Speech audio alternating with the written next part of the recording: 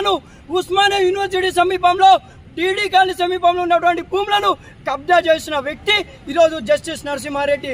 అలాంటి వ్యక్తిని ఈరోజు కమిషన్ చైర్మన్ గా ఈరోజు కాంగ్రెస్ ప్రభుత్వం అపాయింట్ చేయడం జరిగింది.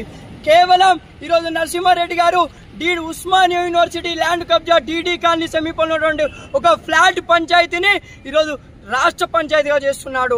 ఈరోజు డీడీ కాలనీలో నరసింహారెడ్డి గారు ల్యాండ్ కబ్జా చేసింది నిజం కాదా? ఈరోజు డీడీ కాలనీలో ఉస్మానియా యూనివర్సిటీ సమీపంలో ఉన్నటువంటి ఉస్మానియా యూనివర్సిటీ ల్యాండ్ గ్రాబింగ్ చేసింది జస్టిస్ నరసింహారెడ్డి. జై తెలంగాణ, కేసీఆర్ గారి నాయకత్వం, కేసీఆర్ గారి నాయకత్వం. Go back commission.